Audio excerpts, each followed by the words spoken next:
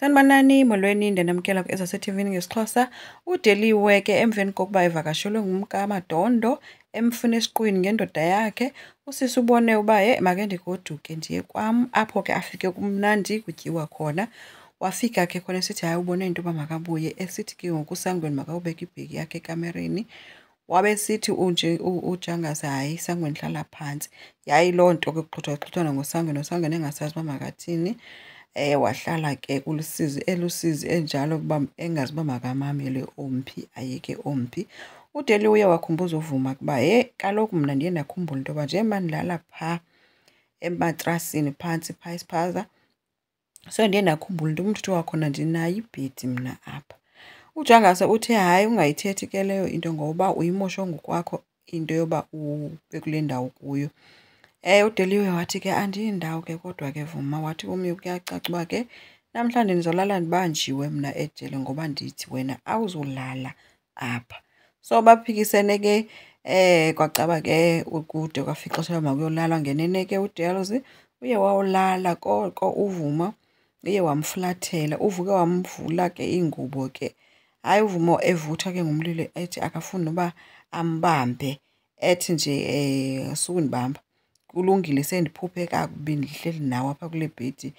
UDeliwe uthe uyacela uba ke bathethe. UVuma uthe wena uthetha ngathi nguwe ubuthunywe ndim uba wenze le mikhuba yakho uyenzileyo. UDeliwe uthi ndicela uxolo masilungise yonke le nto. Kodwa ke uVuma uthe wena umoshile lo mzi, uzowulungisa kanjani? Nge-super glue okanye uzawuthatha inaliti uwuthonge?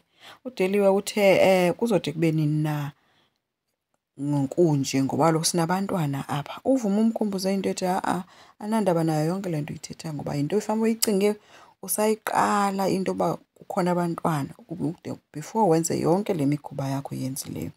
UDeliwe uthe ke kulungile ke Jangase kodwa mna andiyindawo. Uvuke ke uDeliwe wangumama ke kwakhe ke wapheka. Unice ke wethu kumntu wonke, akho umntu angekho nice kuwo. Sangena umbuzile ukuba uzophinda uhambe na? UDeliwe uthi hayi khululeka mfana wam andiyindawo ngoku.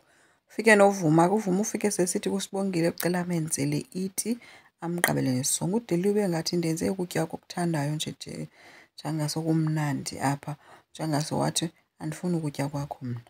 Abantwana baxakene nento ke, umcele uba uSibongile uJangase amenzele ukutya kuba yena akazutya ukutya kukaDeliwe. Waphinda watsho kwakhona wathi ke udidi Sibongile ungayifaki kakhulu ke iswekile wabashiya apho.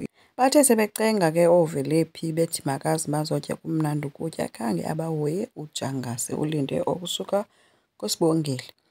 UVelaphi ke uxelele uSibongile uba makacenge uJangase axelele unina, kodwa uSibongile uthe ndizoyiqala ngaphi into yokuthetha ngezinto zabantu abadala.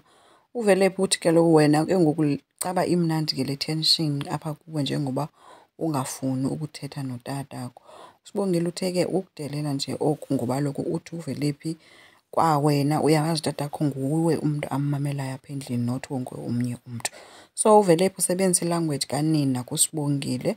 uSibongile uthe ke akazukwazi ke yena uyothetha loo nto ngoba aba bantu batshatile, utatakhe mdala uzokwazi uzithethela. So uSangweni uye wathi ke kuSibongile hayi uyahema uVelaphi myeke sumhoya, into endicela uba masihambeni siyothetha soba yi-3 siyomcenga utata.